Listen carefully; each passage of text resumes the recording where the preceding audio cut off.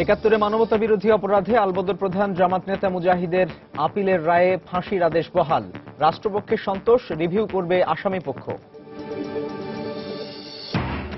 সরকার এবং আইওএম এর উদ্যোগে দেশে ফিরিয়ে আনা হলো পাচার হয়ে যাওয়া আরও ৪৭ বাংলাদেশিকে। কাজ না থাকায় ঝুঁকি নিয়ে বিদেশ যাত্রার কথা জানালেন ভুক্তভোগীরা। তেলবীজ, গম, চিনি, পরিশোধিত ও অপরিশোধিত ভোজ্য তেল সহ বেশ কয়েকটি নিত্যপণ্যের আমদানির উপর উৎসে কর থাকবে না, সংসদে অর্থমন্ত্রী।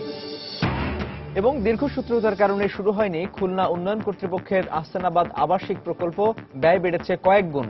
ক্ষুব্ধ স্থানীয় সংসদ সদস্য সহ নাগরিক নেতারা।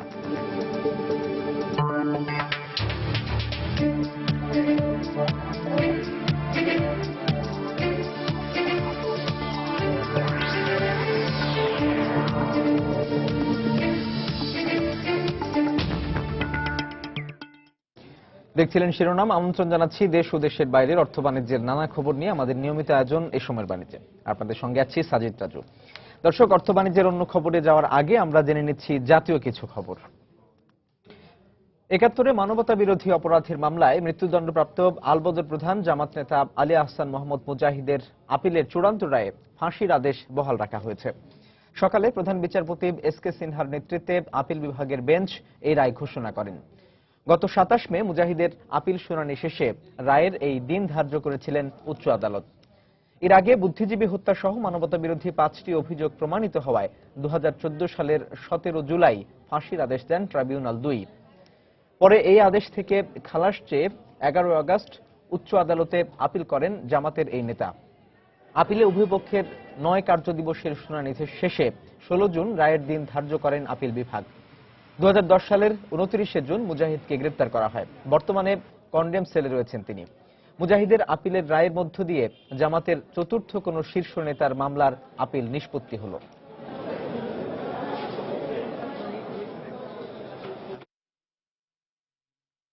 এদিকে অ্যাটর্নি জেনারেল মাহবুবে আলম রায়ের সন্তোষ প্রকাশ করে বলেছেন, মানবতা বিরোধী অন্য অপরাধে দেয়া রায়ে পরিবর্তন আনলেও বুদ্ধিজীবী হত্যাকাণ্ডের অপরাধে দেয়া ট্রাইব্যুনালের মৃত্যুদণ্ডের রায় বহাল রেখেছেন আপিল বিভাগ। তিনি জানান, পূর্ণাঙ্গ রায় প্রকাশ হওয়া পর্যন্ত অপেক্ষায় থাকবেন তারা। অন্যদিকে আসামি পক্ষ বলেছে, আপিল বিভাগের আদেশের বিরুদ্ধে রিভিউ করবেন তারা।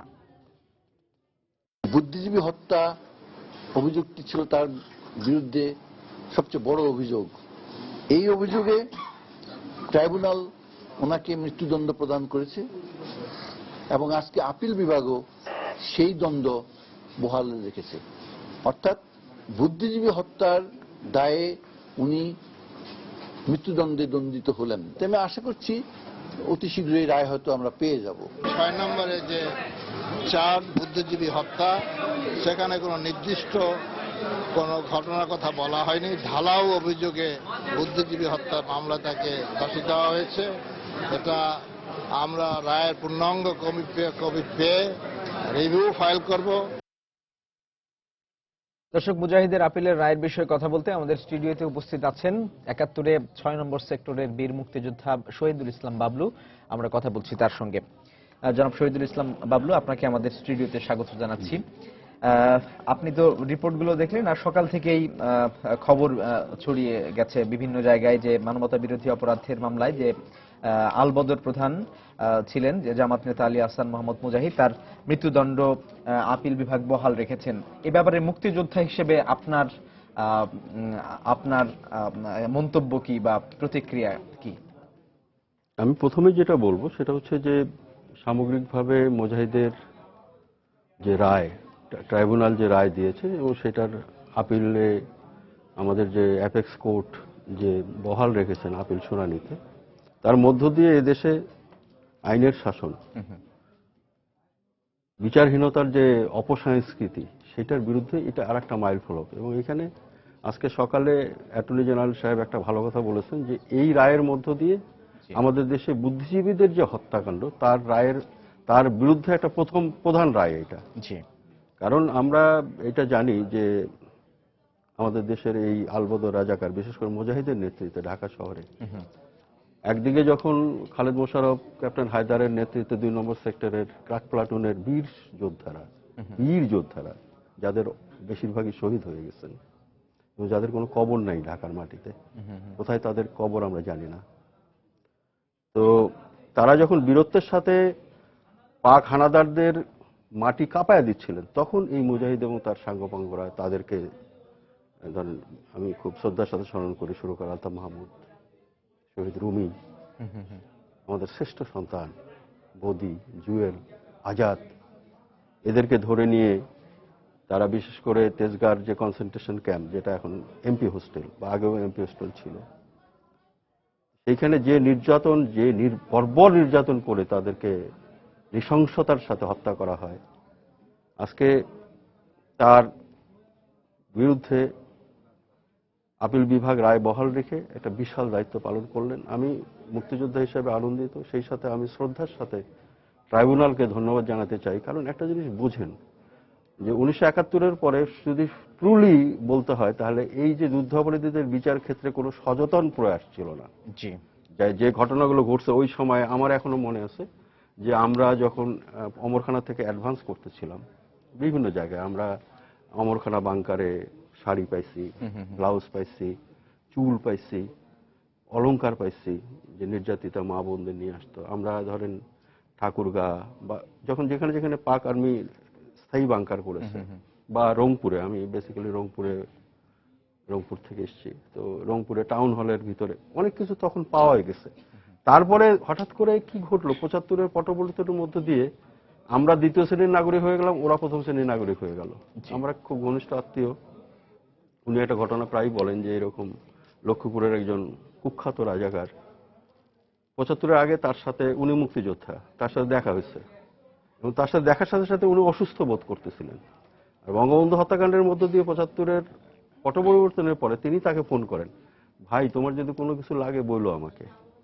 আশ্চর্য এই দেশ, যে আরেকটা নৃশংস হত্যাকাণ্ডের মধ্য দিয়ে যে দেশে যুদ্ধাপরাধীদেরকে ক্ষমতায় বসানো হয়েছে এবং এই মুজাহিদের গাড়িতে পতাকা উঠছে, আমরা মুক্তিযোদ্ধারা নিষ্ফল আক্রোশে আমরা দেখেছি যে তাদের গাড়িতে পতাকা উঠছে। সেই জায়গায় ট্রাইব্যুনাল একটা কষ্টসাধ্য বিষয়, কারণ এদের বিরুদ্ধে আদালতটা হতে হবে আন্তর্জাতিক মানের। আমেরিকা সহ যারা সেদিন আমাদের বিরোধিতা করেছিল, আজকেও তারা ওই ধোঁয়া তুলছে, এবং সেদিনে যারা তাদের পক্ষে ছিল তারাও আজকে আন্তর্জাতিকভাবে, তাদের তো লবি আছেই। সেই জায়গাটায় ট্রাইব্যুনাল এবং তাদের যারা সরকারি পক্ষের উকিল এবং বিশেষ করে যারা তদন্তের কাজটা করেছেন, আমার মনে আছে উদীচী হত্যাকাণ্ডের বিষয়ে একজন আইনজীবী আমাকে বলেছিলেন যে একটা হত্যাকাণ্ডের প্রাথমিক আলামত এটা যদি খুব সঠিকভাবে সংগ্রহ করা না হয়, তাহলে এটাকে আমাদের যে বিচারিক প্রক্রিয়া এখানে যে নিয়ে যাওয়া যায় না, কঠিন হয়ে যায়। আজকে ওই যে মুজাহিদের ছেলে বলতেছে সে মানে বিচার পায়নি, এটা তুমি বিচার পাও না, আর আমি যে আমার আলতাফ মাহমুদের লাশ পাইনি, আমি যে আচ্ছা, এই যে বুদ্ধিজীবী হত্যাকাণ্ড মুক্তিযুদ্ধের শেষ দিকে এসে সংঘটিত করা হলো, এর মধ্য দিয়ে আসলে কি বার্তা দেওয়ার চেষ্টা করা হয়েছে? বিষয়টা বুঝেন, আমি প্রয়াত আবু জাফর শামসুদ্দিনের একটা উক্তি করতে চাই। উনি বিশেষ করে নভেম্বরে আমাদের ঢাকায় যারা বুদ্ধিজীবীরা থাকতেন, ওনার ছেলে আমার বন্ধু জাফর শামসুদ্দিন, জাফর পারভেজ, তো উনি একটা কথা প্রায় বলতেন যে দ্বিতীয় বিশ্বযুদ্ধে একটা ঘটনা দেখা গেছে যে এরকম শেষের দিকে যখন নাজিরা রিট্রিট করতেছে, ধরেন পোল্যান্ড থেকে নাজি রিট্রিট করতেছে, তারা তখন একদম বেছে বেছে পোল্যান্ডের বুদ্ধিজীবীদের হত্যা করেছে, শিল্পীদের হত্যা করেছে, গায়কদের হত্যা করেছে, চলচ্চিত্রকারদের হত্যা করেছে। আপনি জানেন রোমান পোলানস্কির একটা পিয়ানিস্ট, একটা বিখ্যাত ছবি, তাতে দেখানো হয়েছে যে সুর ধ্বংসকারী এই অসুর শক্তি। আমাদের দেশে রাও ফরমানের, বিশেষ করে রাও ফরমানের নেতৃত্বে এই যে ছাত্র সংঘের সেই সময়কালের মানে গোলাম আজমের পরের যে লিডারশিপ, এই কুখ্যাত লিডারশিপ, তারা যেটা যখন তারা দেখে যে না এই আমরা হেরে যাচ্ছি, অতএব এই যে বিজয়ের বার্তা যারা নিয়ে এলো, শুরু তো করে যে জহিরান তো জীবন থেকে নেয়া দিয়েই তো আমাদেরকে মেসেজ দিয়েছেন যে চাবির গোছার সাথে একটা বিষের সম্পর্ক আছে, আপনি নিশ্চয়ই দেখেছেন জীবন থেকে নেয়া। তো সেই জায়গাটাই তারা মেধাশূন্য করতে চেয়েছিল আমাদেরকে, তারা আর যাতে সংসপ্তক লেখা না হয়, আরেকটা যাতে জীবন থেকে নেওয়া না হয়, সেই কারণেই আরেকটা যেন আলতাফ মাহমুদ জন্ম না নেয়, সেই অমর সুরের সৃষ্টি না হয়।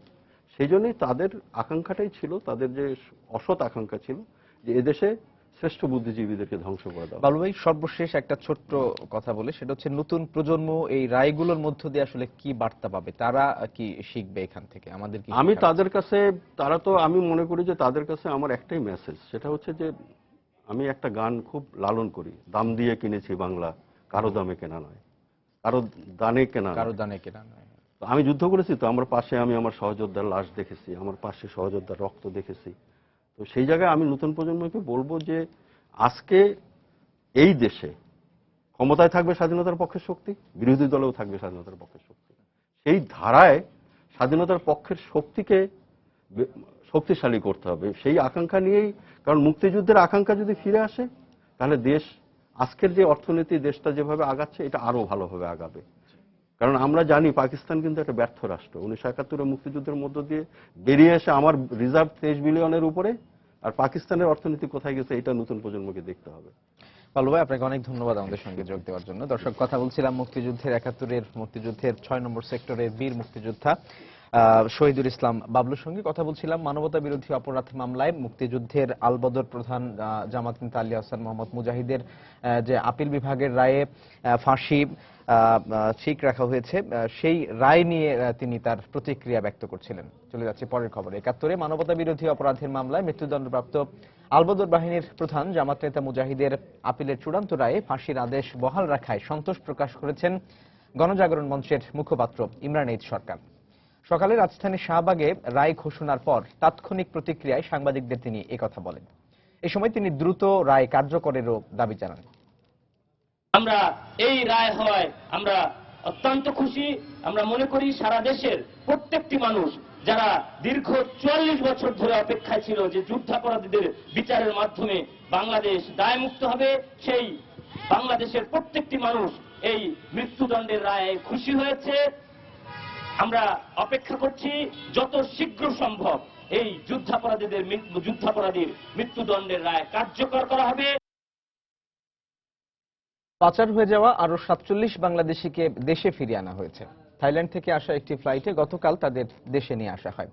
এদের সবাই অবৈধভাবে সমুদ্রপথে মালয়েশিয়া যাওয়ার সময় থাইল্যান্ডে ধরা পড়েন। পরে বাংলাদেশ সরকার ও IOM এর উদ্যোগে তাদের দেশে ফিরিয়ে আনা হয়। বিমানবন্দরে তারা জানান, দেশে কাজ না থাকায় ঝুঁকি নিয়ে বিদেশে পাড়ি জমাচ্ছিলেন তারা। ভাগ্য বদলের আশায় অবৈধভাবে সমুদ্রপথে মালয়েশিয়া যাত্রা শুরু করে এসব বাংলাদেশিরা। এক শ্রেণীর দালাল চক্র প্রথমে ছোট নৌকায় ও পরে বড় নৌকায় করে এদেরকে থাইল্যান্ড সীমান্ত দিয়ে মালয়েশিয়ায় পাচার করত। পাচার হয়ে যাওয়া অনেকেই থাইল্যান্ড ও মালয়েশিয়ার জঙ্গলে অত্যাচারিত হয়ে মারা যান। অনেকে ধরা পড়েন অবৈধ অভিবাসী হিসেবে। এরকম 47 জন বাংলাদেশিকে যাচাই বাছাইয়ের পর সোমবার দেশে ফিরিয়ে আনা হয়। এদের সবাই থাইল্যান্ডের বিভিন্ন ক্যাম্পে আটক অবস্থায় ছিল। দেশে ফিরে আসা এসব হতভাগ্যরা জানালেন তাদের অভিজ্ঞতার কথা। ছোট একটা বোর্ড, ওর ভিতরে 750 লোক, একটা লোকের উপর 3টে লোক দান করায় মানে শোয়া রেখে আমাদের 17 দিন কষ্ট দিয়ে নিয়ে গেছে। 17 দিন যাওয়ার পরে 3 দিন আগে খাদ্য ফুরাই গেছে। 3 দিন আমরা অনাহারে, এতটুকু পানি চাইলে মগেরা মারতো। টেকনাফে নিয়ে যা ছোট শিপটা আমাকে বড় শিপে তুলে দিছে। তারপরে ওখান থেকে আমাদেরকে নিয়ে যায় থাইল্যান্ডের বর্ডারে, আমরা পোষার ওই নেভির কাছে ধরা খাচ্ছি। ধরা পড়ার পরে থাইল্যান্ড বর্ডারে ধরা পড়ার পরে ওখানে থাইল্যান্ড আছে 8 মাস জেল খাটছে। মূলত দেশে কাজের অভাবই তাদেরকে এরকম ঝুঁকি নিতে বাধ্য করেছে বলে জানালেন তারা। রোজগার ইনকাম করার উদ্দেশ্যে আমরা মানে জীবনের ঝুঁকি নিয়ে পানি পথে রওনা করছি। আমরা গ্রামে অনেক দারিদ্র ফ্যামিলির ছেলেমেলে, আমরা যাই হোক কাজ কাম করে খাই। তখন আমাদের দালালরা আমাদের এই দুর্বলতার সুযোগ নিয়ে বলে যে তোরা গ্রামে কাজ করে কতটুকু টাকা পাস, এর থেকে আলোকে তুই অনেক টাকা পাবি, মালয়েশিয়ায় যা, মালয়েশিয়ায় যা ইনকাম করবি। বাংলাদেশ সরকার IOM এর সহযোগিতায় চিহ্নিত করার পর তাদেরকে দেশে ফিরিয়ে আনার উদ্যোগ নেয়। 47 জন, এরা কিন্তু একটু বেশ মোটামুটি আগের, মানে এই যে রিসেন্ট যে মাসগ্রেভের যে জিনিসটা হলো তার কিন্তু আগে। এবং আমরা যেটা তাদের কাছ থেকে ইনফরমেশন নেওয়ার সময় যে খবরগুলো আমরা পেলাম সেটা হলো যে তারা অনেকে দেখা যাচ্ছে যে 17-18 মাসেরও তারা আছে, আবার অনেকে ম্যাক্সিমামে যেটা দেখা গেল যে 7.5 মাস, 8 মাস, 8.5 মাস এরকম ধরনের ডিউরেশনে তারা ওখানে ছিল আর কি। থাইল্যান্ডের বিভিন্ন ক্যাম্পে আটকে থাকা এরকম আরো 1002 বাংলাদেশি অবৈধ অভিবাসীকে দেশে ফিরিয়ে আনার প্রক্রিয়া চলছে বলে IOM এর পক্ষ থেকে জানানো হয়। রামিম হাসান, সময় সংবাদ, ঢাকা। 2015-16 অর্থ বছরের প্রস্তাবিত বাজেটের 73-74 পৃষ্ঠায় কিছু পরিবর্তন এনে অর্থমন্ত্রী আবুল মাল আব্দুল মুহিত বলেছেন, তেলবীজ, গম, চিনি, পরিশোধিত ও অপরিশোধিত ভোজ্য তেল সহ বেশ কয়েকটি নিত্যপণ্যের আমদানির উপর উৎসে কর আদায় করা হবে না। সোমবার সংসদে বাজেট আলোচনায় তিনি একথা বলেন। এ সময় তিনি বলেন, উৎসে করের নামে কেউ যাতে বাজারে নিত্যপণ্যের দাম বাড়াতে না পারে, সেজন্যই এই পরিবর্তন আনা হয়েছে। বাজেট বক্তব্যে আয়কর সম্বন্ধে 73 এবং 74 পৃষ্ঠায় স্থিত নির্দেশনায় দেখা যাচ্ছে শুষ্ক মরিচ, তেল বীজ, পরিশোধিত ও অপরিশোধিত ভোজ্য তেল, চাল, চালের খুদ, গম, পরিশোধিত ও অপরিশোধিত চিনি, এইগুলো আমদানি হলে উৎসে নিম্ন হারে, আগে 3% ছিল, এবার 2%-এ উৎসে আয়কর আদায় করা হবে। এই উৎসে শব্দটা বাজারকে অস্থিতিশীল করে দিচ্ছে। এটা যাতে না হতে পারে সেজন্য এই যে কতগুলো পণ্যের নাম বললাম, এই পণ্যের উপর উৎসে কোনো কর, 2%-এর কর আদায় করা হবে না। তৈরি পোশাক কারখানার পরিবেশ ও শ্রমিক নিরাপত্তা নিয়ে কাজ করা বিদেশি ক্রেতাদের সংগঠন অ্যাকর্ড ও অ্যালায়েন্স এখন গলার ফাঁস হয়ে গেছে বলে মন্তব্য করেছেন অর্থমন্ত্রী আবুল মাল আব্দুল মুহিত। সোমবার বিজিএমইএ, বিকেএমইএ, বিটিএমএ সহ পোশাক খাত সংশ্লিষ্ট কয়েকটি সংগঠনের নেতাদের সঙ্গে এক বৈঠকে একথা বলেন তিনি। এ সময় 2015-16 অর্থ বছরের প্রস্তাবিত বাজেটে 1% উৎসে করের সিদ্ধান্ত প্রত্যাহার সহ মূলধনী যন্ত্রপাতি আমদানির শুল্ক নির্ধারণ করার অনুরোধ করেন ব্যবসায়ী নেতারা। ব্যবসায়ীরা বলেন, রানা প্লাজা ধসের পর তৈরি পোশাক খাতে যে সংকট তৈরি হয়েছে তা এখনও কাটিয়ে ওঠা সম্ভব হয়নি। চলতি বছরের শুরুর 3 মাসে ঘটে যাওয়া রাজনৈতিক অস্থিরতার কারণেও ব্যবসায়িক ক্ষতি হয়েছে বলেও জানান তারা। এ সময় বিদেশি ক্রেতাদের সংগঠন অ্যাকর্ড ও অ্যালায়েন্সের ভূমিকা নিয়ে ব্যবসায়ীরা অভিযোগ করলে অর্থমন্ত্রী বলেন, তাদের বিষয়ে সংশ্লিষ্ট দেশের সরকারের সঙ্গে আলোচনা করা হবে। 2 থেকে 3% প্রফিট করা, it is a very difficult এফওবির উপরে স্যার, 2 থেকে 3%। আর সেখানে যদি স্যার সোর্স ট্যাক্স বলা হয় এফওবির উপরে স্যার, মরার পরে স্যার খারাপ যে অবস্থা, আমরা বর্তমানে যে অবস্থা আছি স্যার, আমরা স্যার ভালো নেই।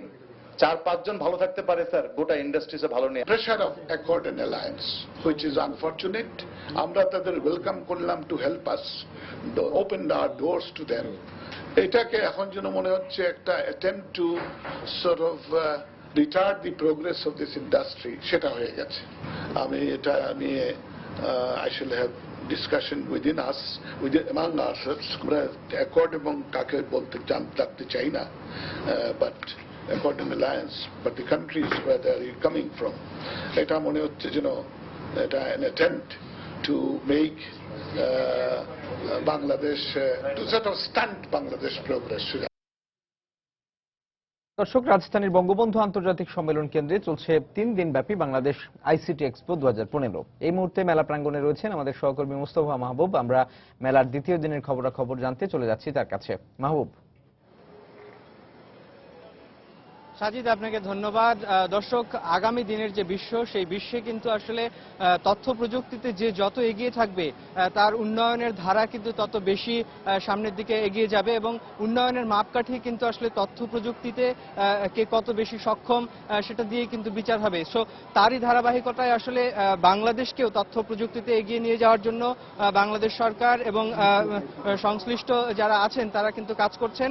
এই যে আজকে যে কম্পিউটার মেলা আমরা দেখতে পাচ্ছি, এই মেলার কিন্তু আয়োজক বাংলাদেশ সরকারের যে আইসিটি ডিভিশন এবং বাংলাদেশ কম্পিউটার সমিতি। এখানে কিন্তু কম্পিউটার বা কম্পিউটারের যত ধরনের হার্ডওয়্যার আছে, হার্ডওয়্যার বিষয় নিয়ে কিন্তু আসলে এখানে প্রদর্শনী চলছে এবং এই মেলার মাধ্যমে আসলে বাংলাদেশ, দর্শক আপনারা জানেন যে বাংলাদেশ কিন্তু ইতোমধ্যেই তথ্য প্রযুক্তির যে খাত, সফটওয়্যার খাতে কিন্তু বাংলাদেশ অনেকাংশেই এগিয়ে গেছেন, কিন্তু হার্ডওয়্যারে কিন্তু আমরা এখনো পিছিয়ে আছি। তো হার্ডওয়্যারে আসলে কিভাবে আরো সক্ষমতা অর্জন করা যায়, সেই সক্ষমতা অর্জনের লক্ষ্যেই কিন্তু আসলে এবারের যে এই মেলা, সেই মেলা কিন্তু আয়োজন করেছেন কর্তৃপক্ষ এবং এই মেলার পাশাপাশি আসলে এখানে বঙ্গবন্ধু আন্তর্জাতিক সম্মেলন কেন্দ্রে যে বিভিন্ন সেমিনার হলগুলো আছে সেখানে কিন্তু সেমিনারও আয়োজন করা হয়েছে। তো এখন আমাদের সঙ্গে আয়োজকদের একজন আছেন, বাংলাদেশ কম্পিউটার সমিতির মহাসচিব, আমরা তার সাথে কথা বলবো। তো এই যে মেলা আপনারা আয়োজন করেছেন, এটার আসলে উদ্দেশ্য কি এবং এখানে কারা অংশগ্রহণ করেছে একটু বলবেন আমাদেরকে। ধন্যবাদ। সময় টিভির সকল দর্শককে আমি মেলা প্রাঙ্গণ থেকে ধন্যবাদ জানাচ্ছি এবং আহ্বান জানাচ্ছি আপনারা মেলায় আসুন।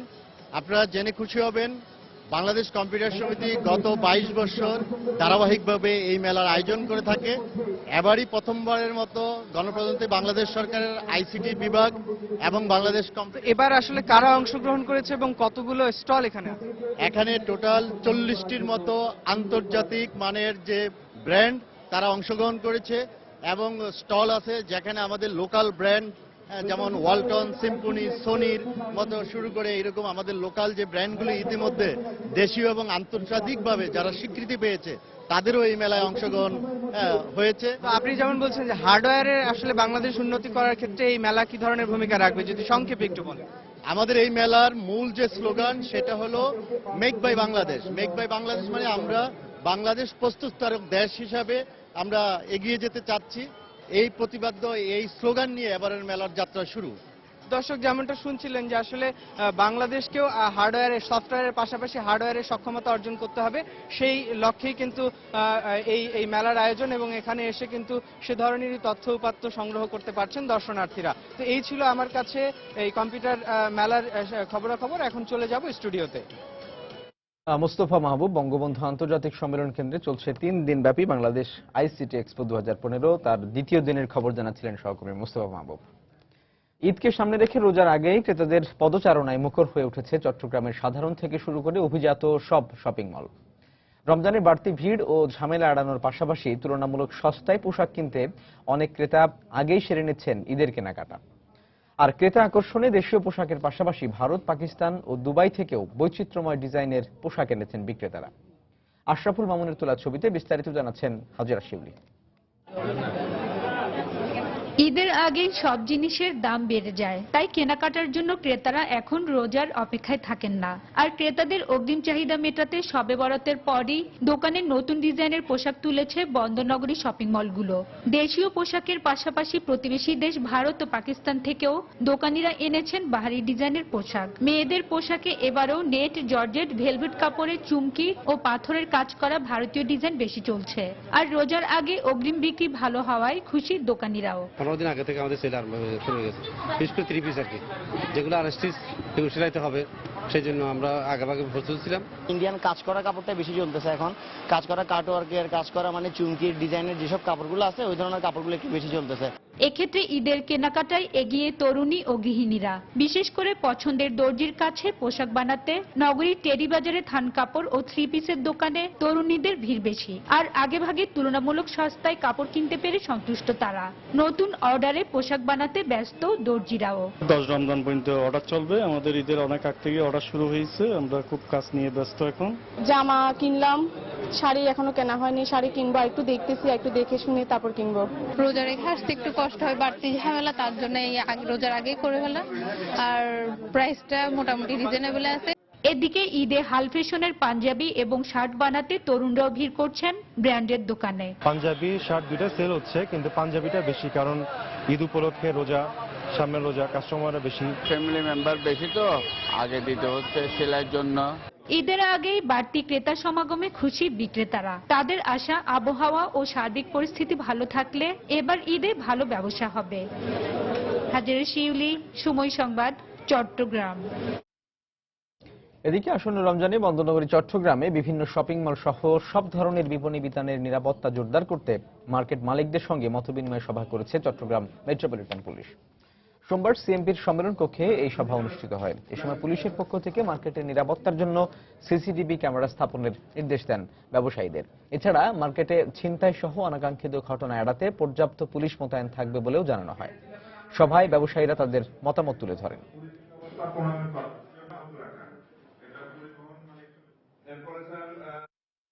রোজার পরে তারাবির পরপরই মার্কেটের আপনার ক্রেতাদের একটা ঢল নামে, এই সময় মার্কেট কেন্দ্রিক নিরাপত্তাগুলি জোরদার করতে হবে।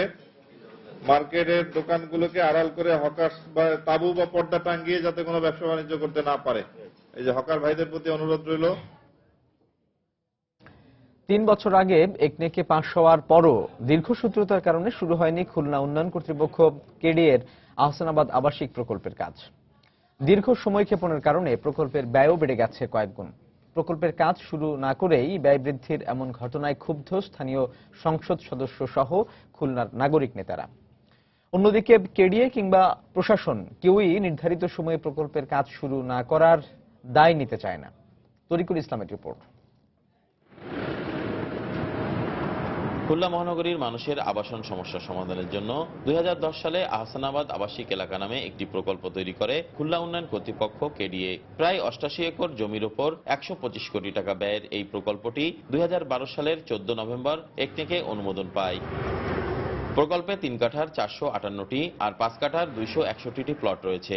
এরপর গত 3 বছরে সীমানা নির্ধারণ ছাড়া দৃশ্যমান কোনো কিছুই চোখে পড়েনি। নির্ধারিত সময়ে কাজ শুরু না হওয়ায় প্রকল্প ব্যয় বেড়ে দাঁড়িয়েছে 235 কোটি টাকায়। এতে ক্ষোভ প্রকাশ করেছেন স্থানীয় সংসদ সদস্য সহ খুলনার বিশিষ্টজনেরা। সময় মতন কাগজপত্র সাবমিট করলে, মন্ত্রণালয়ের অনুমোদন নিয়ে আনতে পারলে নিঃসন্দেহে এই প্রকল্প আরো আগেই বাস্তবায়িত হতো। প্রজেক্টের টাকা, অনুমোদন সমস্ত কিছু থাকা সত্ত্বেও এই বর্তমান চেয়ারম্যানের অদূরদর্শিতার কারণে এবং টোটাল কেডিএর যারা দায়িত্বে আছেন, আমি মনে করি যে তাদের অবহেলার কারণে খুলনার মানুষের এই ডেভেলপমেন্টটুকু আমরা ন্যূনতম আমরা পাইনি। এদিকে নির্ধারিত সময়ে প্রকল্পের কাজ শুরু না হওয়ার কারণ হিসেবে জমি অধিগ্রহণ সহ অন্যান্য কাজে সময়ক্ষেপণকে দায়ী করলেন কেডিএর এই কর্মকর্তা। অনেক ক্ষেত্রে কোনো কারণে সেই সংস্থাই বলতে পারবে কারণ কেন সময়টা ক্ষেপণ হচ্ছে। আসলে যে জমি আমার নয়, সেই জমির মালিকানা, সেই জমির কাগজ, সেই জমির খতিয়ান কোনো কিছু আমার কাছে থাকে না। তবে কেডিএ চেয়ারম্যানের এ দাবির সাথে ভিন্ন মত প্রকাশ করেন জমি অধিগ্রহণের দায়িত্বে থাকা অতিরিক্ত জেলা প্রশাসক। আমাদের এখান থেকে কোনো ধরনের শৈথল্য বা অন্য কোনো ধরনের ছিল না। আমরা অত্যন্ত গুরুত্ব সহকারে এই প্রজেক্টটাকে আমরা হাতে নিয়েছিলাম। আহসানাবাদ আবাসিক প্রকল্পের মেয়াদ চলতি বছরের 30 জুনের মধ্যে শেষ হওয়ার কথা থাকলেও দীর্ঘসূত্রিতার কারণে 2017 সালে প্রকল্পটি শেষ হতে পারে বলে মনে করছেন সংশ্লিষ্টরা। তরিকুল ইসলাম, সময় সংবাদ, খুলনা। 2016 সালে চালু হতে যাওয়া মূল্য সংযোজন করের নতুন আইন আরো বেশি সহজ ও বিনিয়োগ বান্ধব হবে। ঘরে বসেই সব ধরনের সেবা করদাতারা অনলাইনেই পাবেন, তাই কমে আসবে ভোগান্তির পরিমাণ। সোমবার ডিপ্লোমা ইঞ্জিনিয়ার্স ইনস্টিটিউটে দেশে করদাতার সংখ্যা বাড়ানোর লক্ষ্যে আয়োজিত এক সেমিনারে এসব কথা বলেন বক্তারা। বাংলাদেশ কাস্টমস, এক্সাইজ ও ভ্যাট কমিশনারের আয়োজিত সেমিনারে জানানো হয়, নতুন কর আইন ব্যবসা বাণিজ্যের উন্নয়নের সঙ্গে ব্যক্তিগত বিনিয়োগ বাড়াতেও সহায়ক হবে। জাতীয় রাজস্ব বোর্ডের ভ্যাট অনলাইন প্রকল্পের সহযোগিতায় সেমিনারে শুল্ক ও ভ্যাট প্রশাসনের সদস্য সুলতান মোহাম্মদ ইকবাল বলেন, নতুন আইন কার্যকর করা গেলে করদাতার সংখ্যা বাড়ার পাশাপাশি কমে আসবে কর ফাঁকির প্রবণতা। কাস্টমস কমিশনার এনামুল হক জানান, নতুন আইন অনুযায়ী করদাতারা আংশিক কর পরিশোধ করেও কর রেয়াত সুবিধা নিতে পারবেন, যা এখনকার আইনে নেই। সরকারি কর্মচারীদের সর্বনিম্ন বেতন 12,000 টাকা নির্ধারণের দাবি জানিয়েছে বাংলাদেশ সচিবালয় চতুর্থ শ্রেণী সরকারি কর্মচারী সমিতি। এছাড়া তৃতীয় ও চতুর্থ শ্রেণীতে পদোন্নতির সুযোগ কম থাকায় টাইম স্কেল ও সিলেকশন গ্রেড পুনর্বহাল রাখারও দাবি জানিয়েছে তারা। সোমবার সচিবালয়ে অর্থমন্ত্রী আবুল মাল আব্দুল মুহিতের সঙ্গে দেখা করে তৃতীয় ও চতুর্থ শ্রেণীর কর্মচারীদের বেশ কয়েকটি সংগঠন এসব প্রতিক্রিয়া জানায়। এই সময় তারা অভিযোগ করেন, সচিব কমিটির সুপারিশ করা পে কমিশনের রিপোর্টে নিম্ন শ্রেণীর কর্মচারীদের সাথে সুবিচার করা হয়নি। চূড়ান্ত সিদ্ধান্ত নেওয়ার আগে বিষয়টি সুবিবেচনা করারও দাবি জানান তারা। এছাড়াও 16 গ্রেডের বেতন কাঠামো, যোগ্যতার বিচারে পদোন্নতি সহ নানা সুযোগ সুবিধা দেওয়ারও দাবি জানানো হয়। ফেসবুক, টুইটার ও ইউটিউবের মাধ্যমে বিভিন্ন তথ্য ও কর্মকাণ্ড তুলে ধরতে সোশ্যাল মিডিয়া কমিউনিকেশন গেটওয়ে চালু করেছে বাংলাদেশ ব্যাংক। সোমবার বাংলাদেশ ব্যাংকের প্রধান কার্যালয়ে এই সোশ্যাল মিডিয়ার উদ্বোধন করেন গভর্নর ডক্টর আতিউর রহমান।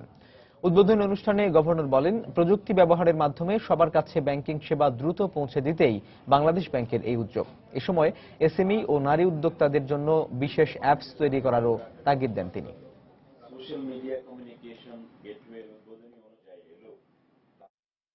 21 শতকের তথ্য প্রযুক্তির বিপ্লব মানব সভ্যতার গতি ও প্রকৃতি দ্রুত বদলে দিচ্ছে, বদলে যাচ্ছে মানুষের জীবন মান। এরই ধারাবাহিকতায় বাংলাদেশ ব্যাংকে সোশ্যাল মিডিয়া কমিউনিকেশন গেটওয়ে যাত্রা শুরু হচ্ছে। সাধারণ জনগণ ফেসবুক, ইউটিউব ও টুইটারের মাধ্যমে বাংলাদেশ ব্যাংকের নানা কর্মকাণ্ডের চিত্র দেখতে পাবেন। নতুন করে কোনো প্রকার কর আরোপ ছাড়াই নারায়ণগঞ্জ সিটি কর্পোরেশন 2015-16 অর্থ বছরের জন্য 488,84,617 টাকার বাজেট ঘোষণা করেছে। গতকাল নারায়ণগঞ্জ সিটি কর্পোরেশন কার্যালয়ে বাজেট ঘোষণা করেন মেয়র ডক্টর সেলিনা হায়াত আইভি। ঘোষিত বাজেটে পৌরবাসীর উন্নয়নের জন্য ব্যয় ধরা হয়েছে 486,80,00,000 টাকা। এর মধ্যে অবকাঠামো উন্নয়ন ব্যয় ধরা হয়েছে 438 কোটি 38 লাখ টাকা। মেয়র জানান, এবারের বাজেটে পৌরবাসীর নাগরিক সুবিধা বাড়ানোর জন্য স্বাস্থ্য, শিক্ষা, রাস্তা নির্মাণ, ড্রেনেজ ব্যবস্থা উন্নয়নকে অগ্রাধিকার দেওয়া হয়েছে।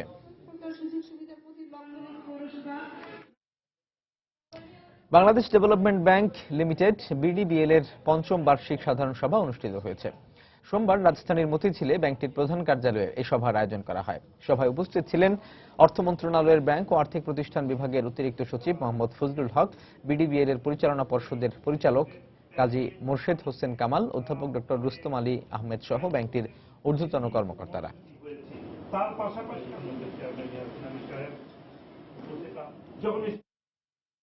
BSRM স্টিলস লিমিটেডের 13তম বার্ষিক সাধারণ সভা অনুষ্ঠিত হয়েছে। সোমবার সকালে চট্টগ্রামের ইঞ্জিনিয়ারিং ইনস্টিটিউটে এই সভা অনুষ্ঠিত হয়। অনুষ্ঠানে ব্যবস্থাপনা পরিচালক আমির আলী হোসেন ছাড়াও শেয়ার হোল্ডার, পরিচালনা পর্ষদের সব সদস্য, কোম্পানির সচিব সহ বিভিন্ন পর্যায়ের কর্মকর্তারা উপস্থিত ছিলেন। এবার শেয়ার হোল্ডারদের জন্য 15% নগদ লভ্যাংশ ঘোষণা করেন প্রতিষ্ঠানের চেয়ারম্যান আলী হোসেন আকবর আলী।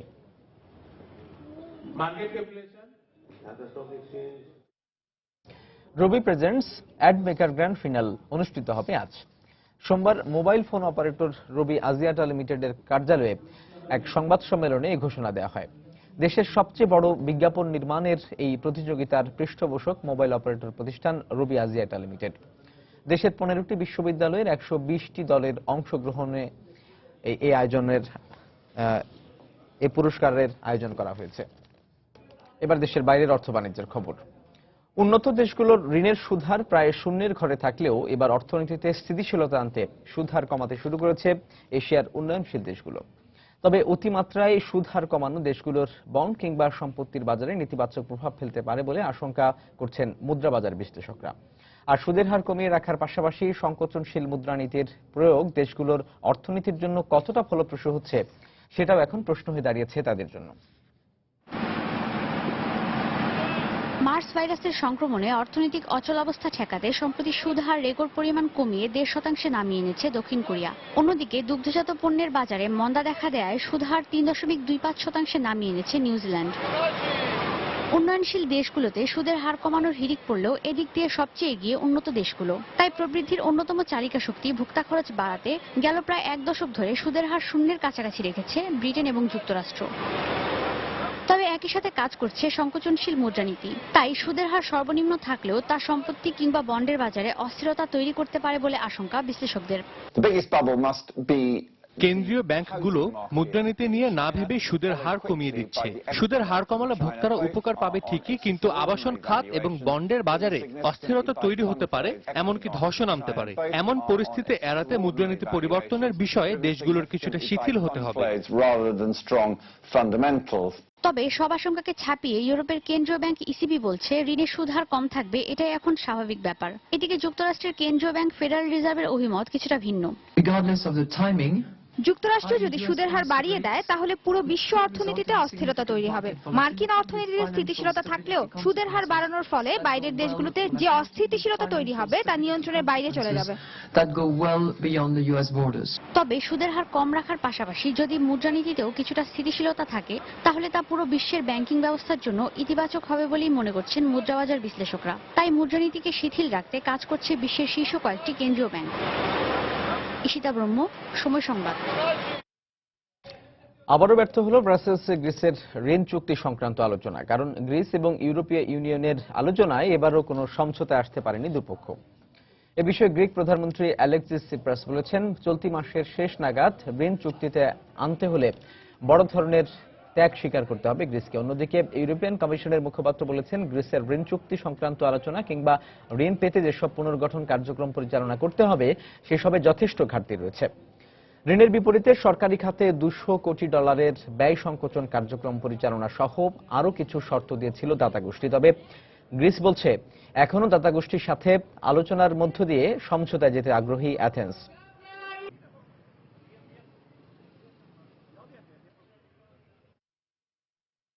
দর্শক, এবার জানিয়ে দেব ঢাকা স্টক এক্সচেঞ্জ ডিএসসির লেনদেন পরিস্থিতির খবরাখবর। চলে যাচ্ছে ডিএসসির অফিসিয়াল ওয়েবসাইট dscbd.org তে। দর্শক দেখতে পাচ্ছি গতকালের যে ডিএসসির ঊর্ধ্বমুখী প্রবণতার মধ্য দিয়ে লেনদেন শেষ করেছিল ঢাকা স্টক এক্সচেঞ্জ ডিএসসি, আজও কিন্তু সকাল থেকে সেই একই রকম প্রবণতা লক্ষ্য করা যাচ্ছে। ডিএসসির যে তিনটি সূচকই এখন ঊর্ধ্বগামী রয়েছে। তিনটি সূচকের প্রধান সূচক এক্স, সেটি 5 পয়েন্ট বেড়ে এখন 4482 পয়েন্টে অবস্থান করছে। ডিএসসি সরিয়া ইন্ডেক্স এস, সেটিও 1 পয়েন্ট বেড়ে 1096 পয়েন্টে অবস্থান করছে এবং বাছাই সূচক 30 ইন্ডেক্স, সেটিও ঊর্ধ্বমুখী 2 পয়েন্ট বেড়ে 1733 পয়েন্ট। এখন পর্যন্ত ঢাকা স্টক এক্সচেঞ্জ ডিএসসিতে যে কোম্পানিগুলোর লেনদেন হয়েছে তার মধ্যে 121টি কোম্পানির শেয়ার এবং মিউচুয়াল ফান্ডের দাম বেড়েছে, কমেছে 90টি কোম্পানির শেয়ার এবং মিউচুয়াল ফান্ডের দাম, আর অপরিবর্তিত রয়েছে 51টি কোম্পানির শেয়ার এবং মিউচুয়াল ফান্ডের দাম।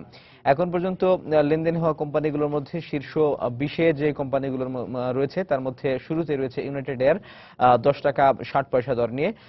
সর্বোচ্চ দর ছিল 10 টাকা 90 পয়সা। গতকালের সর্বশেষ লেনদেন মূল্য ছিল 10 টাকা 30 পয়সা এবং আজকের সর্বনিম্ন লেনদেন মূল্য ছিল 10 টাকা 50 পয়সা। 3 নম্বর স্থানে 15 টাকা 20 পয়সা দর নিয়ে অবস্থান করছে ফ্যামিলি টেক্স বিডি লিমিটেড। এই কোম্পানিটি এর প্রতিটি শেয়ার হাত বদল হচ্ছে 15 টাকা 20 পয়সা এবং 15 টাকা 20 পয়সা এটি সর্বোচ্চ লেনদেন মূল্য। 14 টাকা 80 পয়সা ছিল সর্বনিম্ন লেনদেন মূল্য। গতকাল 14 টাকা 90 পয়সায় লেনদেন শেষ করেছিল এই কোম্পানিটি। বিএসসিসিএল অর্থাৎ Bangladesh submarine cables company limited, এটি 3 নম্বর স্থানে অবস্থান করছে 140 টাকা 30 পয়সা দর নিয়ে। 141 টাকা সর্বোচ্চ দর, 138 টাকা 30 পয়সা সর্বনিম্ন দর।